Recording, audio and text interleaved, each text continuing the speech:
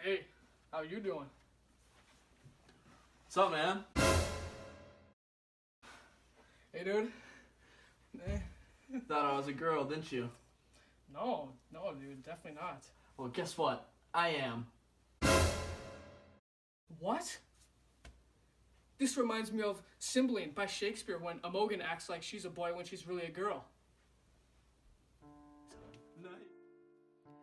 William Shakespeare is believed to be born on April 23rd, 1564, based solely upon his baptism date. He was born and raised in Stratford-upon-Avon, England, to John and Mary Shakespeare. William was the third oldest child in the family, but unfortunately, the first two died during infancy. So, growing up, William was the oldest sibling. He had 3 younger brothers and 2 younger sisters. William's father was a glove maker and eventually became the town bailiff in Stratford. Because of his father's leading role in the town, William was able to attend Stratford's grammar school, where he likely learned to read and write. He probably attended the school until his mid-teen years.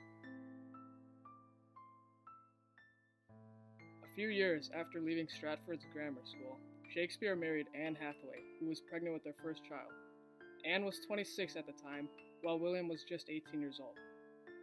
Susanna, their first child, was born in 1583, and 2 years later, William and Anne had twins, Hamnet and Judith. For the next 7 years, all that is known about Shakespeare was that he was living in Stratford with his family and spending his days working in London. This period of Shakespeare's life is known as the Lost Years because no works were published during this time and he was under the radar. Some people believe he was working on becoming an actor during these years, and some believe that he may have been teaching.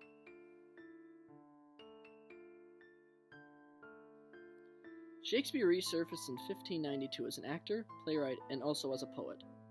Shakespeare first became famous from poetry, but is properly known for his many plays. We know 37 of his plays, but it is probable that he wrote 39 or 40 plays, and some were lost over the last 400 years. In 1594, Shakespeare became part owner of the Lord Chamberlain's Men acting group. They were very famous all across Europe, and they even performed in front of the Queen of England. The mid to late 1590s were very successful years for Shakespeare, as he wrote some of the most famous works such as Romeo and Juliet, A Midnight Summer's Dream, and Julius Caesar. With all of his fame and fortune, Shakespeare was able to buy the second biggest house in Stratford, called the New Place, in 1597. Unfortunately, tragedy struck Shakespeare and his family, as Shakespeare's only son, Hamnet, died at the age of 11 in 1596. Hamlet's death devastated Shakespeare and likely inspired the writing of Hamlet, one of Shakespeare's most famous plays, which started to be performed in 1601.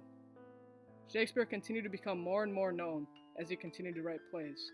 In the early 1600s, Shakespeare wrote popular plays such as Othello, Macbeth, The Tempest, and the play that we will be talking about, Cymbeline. Shakespeare continued writing up until around 1613, when he then retired and lived the rest of his life in his hometown, Stratford. Shakespeare died on his birthday, April 23rd, 1616, and was buried in Stratford. Cymbeline was first performed around 1611 and is a comedy about a really messed up and confusing relationship between a princess and a handsome man. Cymbeline is the name of the King of Britain, and prior to the start of the play, a lot needs to be known. Cymbeline was married, but his wife died from unknown causes. So he got married to an absolutely horrible woman that he thinks is so great. We now have Cymbeline and a new queen. Cymbeline has a daughter, Imogen, and she is a beautiful princess. The new queen has a son, Cloten, who is selfish and an impolite man. Cymbeline and the new queen have it all planned out. Imogen and Cloten will fall in love and get married and will be the next in line for the throne. But Imogen hates Cloten's guts because he is selfish and arrogant. Instead, she is in love with her Prince Charming, Posthumus. So stuff happens, things go places, and now Imogen and Posthumus secretly get married. But of course Cymbeline and the new queen find out. So Cymbeline throws his own daughter in prison and then banishes Posthumus because he didn't get his way. Meanwhile, Posthumus is banished to Rome, where he meets this guy, Iachimo, who is not a very honest man. The two get to talking, and Posthumus tells him about Imogen, and a wager is made that Iachimo cannot get Imogen to fall in love with him.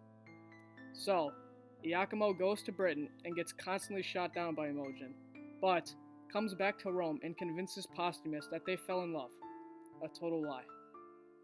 Back in Britain, the queen is still really salty that her son is hated by the princess, so she sends a servant to go kill Posthumus with a poison potion.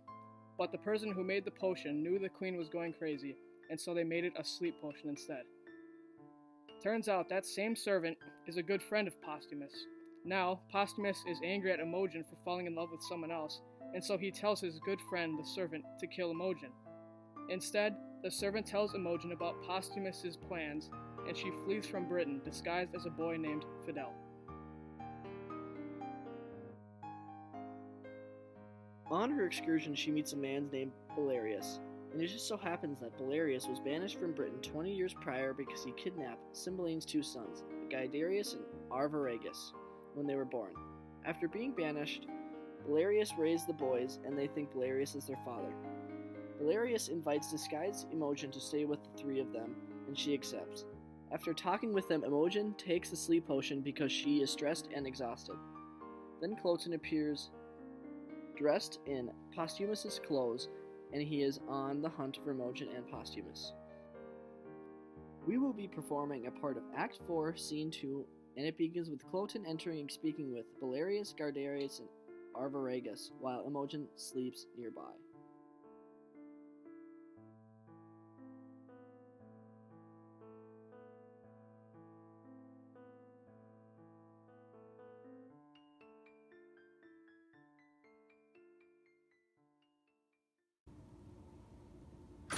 I cannot find those renegades.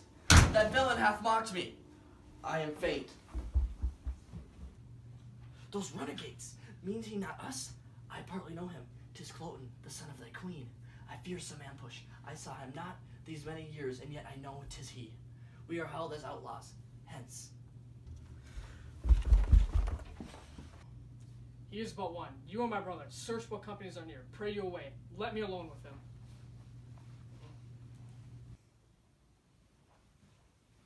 Soft, what are you that fly me thus? Some villainous mountaineers? I have heard of such. What slave art thou? A thing more slavish did I never than answering a slave without a knock. Thou art a robber? A lawbreaker? A villain? Yield thee, thief!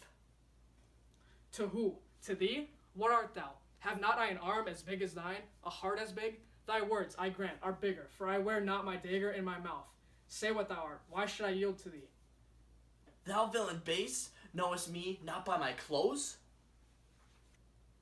No, nor thy tailor, rascal. Who is thy grandfather? He made those clothes which, as it seems, make thee. Thou precious violet, my tailor made them not. Hence then, and thank the man that gave them thee. Thou art some fool. I am loath to beat thee. Thou injurious thief, hear but my name and tremble. What is thy name? Cloten, thou villain. Cloten, thou double villain. Be thy name, I cannot tremble at it. Were it toad or adder, spider, 'twould move me sooner. To thy further fear, nigh to thy more confusion, thou shalt know that I am son of the queen. I am sorry for it, not seeming so worthy as thy birth. Art not afeard? Those that I reverence, those I fear, the wise. At fools I laugh, not fear them. Die the death! When I have slain thee with my proper hand, I will follow those that even now fled hence on the gates of Ludstown. Set your heads, yield, rustic mountaineer.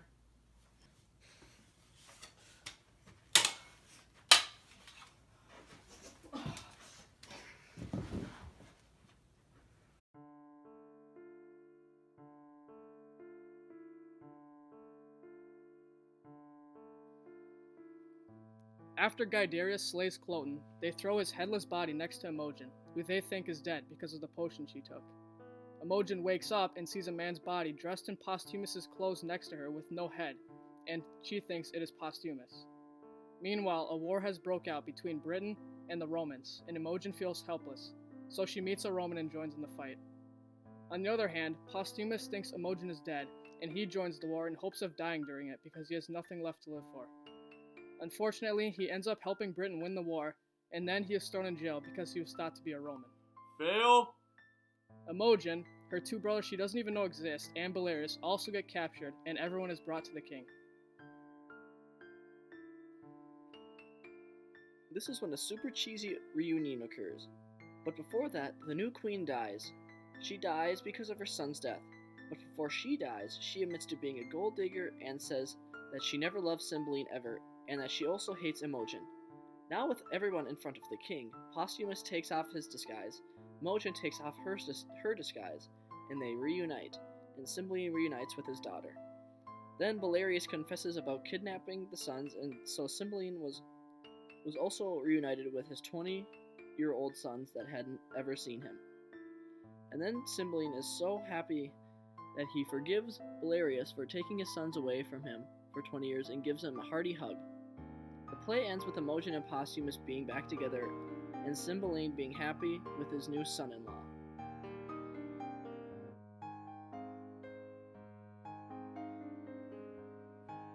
There are many themes present in this story, so we picked out the important ones. Without a doubt, lying and deception is a major theme. Throughout the entire story, almost every vital character commits a massive lie. Imogen and Posthumus lie about their secret love, and also lie about their identities later on. The queen also lies about her love of Cymbeline and her hatred towards Imogen. Another existing theme in the story is love. We see love can both help and hurt characters.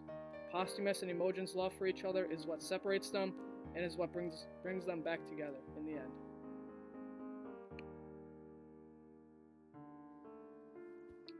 Pia Catton, a columnist for the Wall Street Journal, said about Cymbeline, "Shakespeare's plays are dotted with surprises, but only Cymbeline concludes with enough hijinks to feel like a sophisticated version of Scooby-Doo."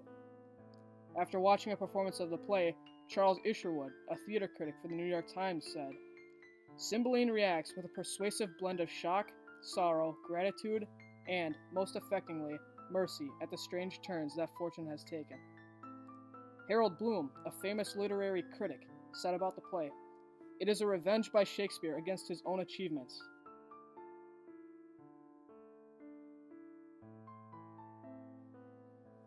It goes without a doubt that Cymbeline is full of surprises and shocks, and it is a unique play. Some of Shakespeare's plays have similar plots, but this play is completely different from the rest, and that might make it more fun to read.